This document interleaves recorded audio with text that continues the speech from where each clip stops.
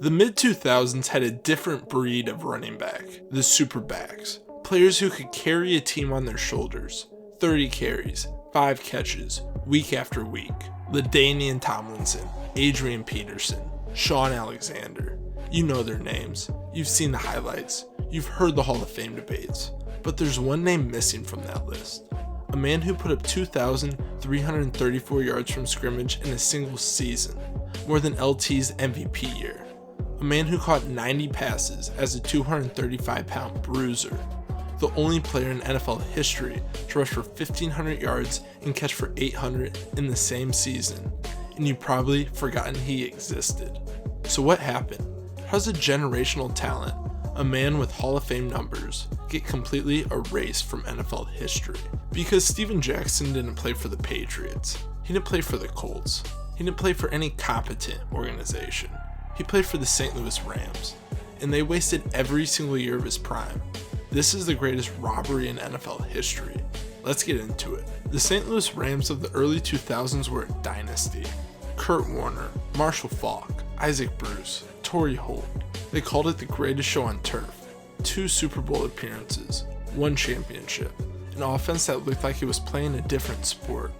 So when the Rams drafted Steven Jackson 24th overall in 2004, the narrative was simple. This is Marshall Faulk's successor. This is the next chapter. That narrative was a lie. Because by the time Jackson became the starter in 2005, the greatest show on turf wasn't just over, it was dead. Kurt Warner, gone. Marshall Faulk, a shell of himself, retiring after that season. The offensive line that made Faulk look elite, aging, declining, falling apart. And here's the cruel irony.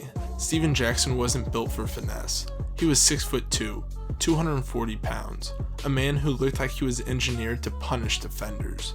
The Rams didn't have a passing game to keep defenses honest. They didn't even have an offensive line to create holes. They didn't have anything. So what did opposing defenses do? They put 8 men in the box every single play, and they dared Mark Bulger to beat them. He couldn't, which meant Steven Jackson spent his entire prime running into brick walls, and somehow he still produced. Let's talk about 2006, because this wasn't just a great season. This is one of the greatest individual performances in NFL history. 1,528 rushing yards, 806 receiving yards, 2,334 total yards from scrimmage, 90 receptions, 16 touchdowns.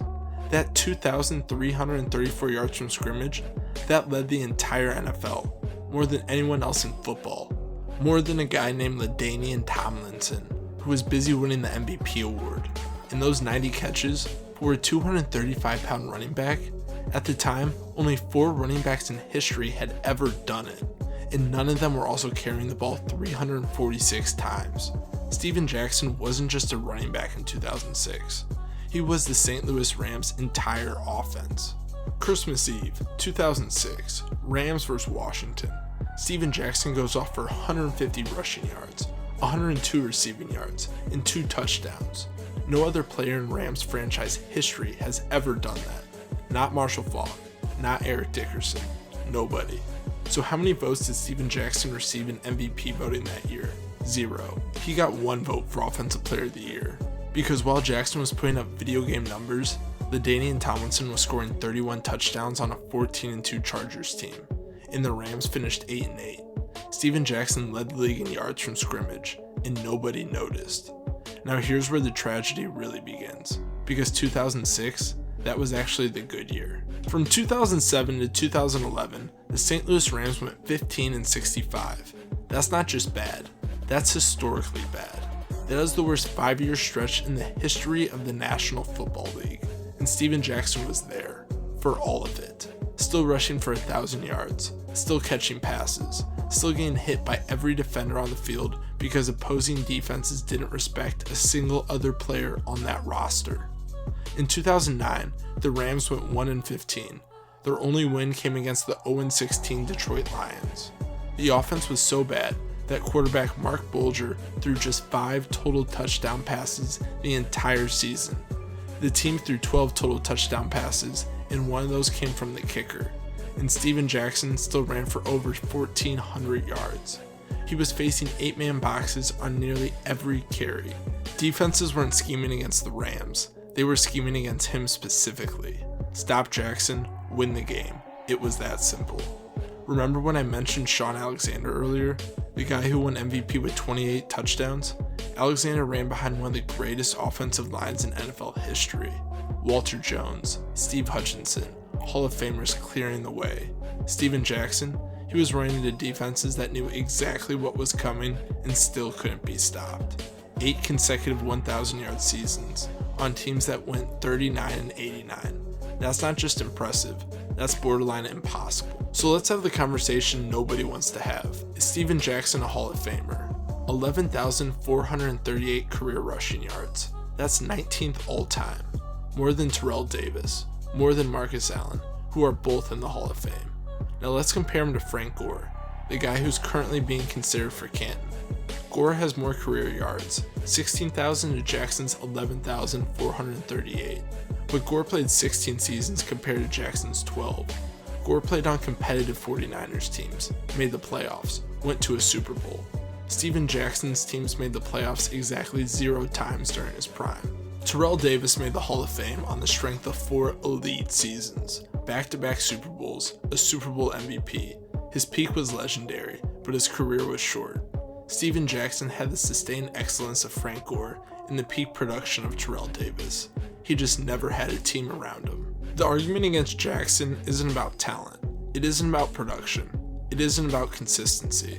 It's about wins. And he played for a franchise that forgot how to win. Between 2005 and 2012, the Rams had 5 different head coaches. They cycled through quarterbacks. They never built an offensive line.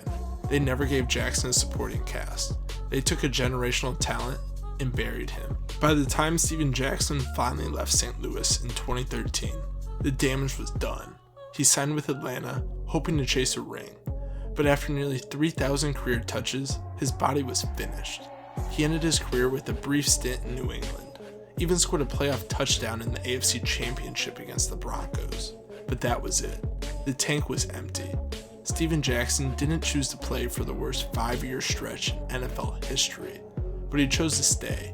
He chose to compete. He chose to be the only reason fans in St. Louis had anything to cheer for. Over 11,000 rushing yards, 8 consecutive 1,000-yard seasons, the greatest running back in St. Louis Rams history. More yards than Eric Dickerson in a Rams uniform. More yards than Marshall Faulk. He has the yards. He has the touchdowns. He has the respect of every player who ever faced him. Now it's time for the Hall of Fame to recognize what everyone else already knows. Alright, so here's my question for you. Is Steven Jackson a Hall of Famer? Or was he just a stat stuffer on a terrible team, piling up numbers out of necessity, not dominance? Drop your takes in the comments. I want to hear this debate. And think about what I said earlier. Shaun Alexander had one of the best offensive lines in football when he won MVP. Steven Jackson had the exact opposite.